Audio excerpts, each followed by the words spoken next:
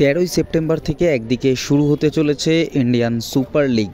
এই মরশুমে নতুন করে দল গুছিয়ে প্রত্যেকটা দল কিন্তু তাদের আইএসএল অভিযান শুরু করবে।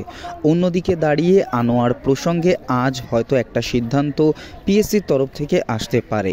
তবে এই মুহূর্তে দাঁড়িয়ে রঞ্জিত বাজাজের একটা টুইট ভাইরাল হয়েছে। তিনি মন্তব্য করেছেন যে ক্লাবের পক্ষ থেকে এরকম সুইট গাই টাইপের মন্তব্য করা হয়, সেই ক্লাব কী করে ন্যাশনাল ফুটবলার আনোয়ার আলীকে ব্যান করার জন্য আবেদন করতে পারে। অন্যদিকে যে বিষয়টি আমাদের সামনে আসছে, মোহনবাগান ক্লাব শোনা যাচ্ছে 22 থেকে 20 কোটি টাকার কম্পেনসেশন চেয়েছে পিএসসির কাছে, এবং আনোয়ার আলী এবং দিল্লি এফসি ইস্ট বেঙ্গলের উভয় ক্লাবের ট্রান্সফার ব্যান চেয়েছে, যা নিয়ে রীতিমতো কিন্তু শোরগোল পড়ে গেছে ভারতীয় ফুটবল মহলে।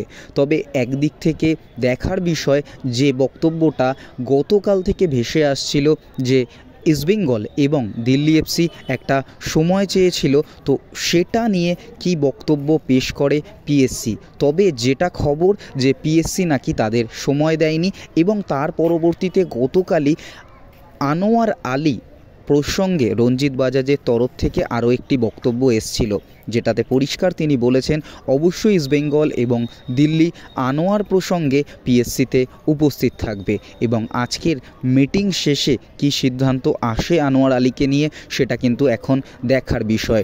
যদিও পিএসসি এই বক্তব্যে যে কম্পেনসেশনের অঙ্কটা মোহনবাগান ডিমান্ড করছে সেটা কতটা সঠিক তাদের চাওয়া সে বিষয়ে আলোচনা করবে, এবং সেই পর্যালোচনার পরে যেটা বেরিয়ে আসবে সেটাই হয়তো আজকে ডিসিশন হতে পারে।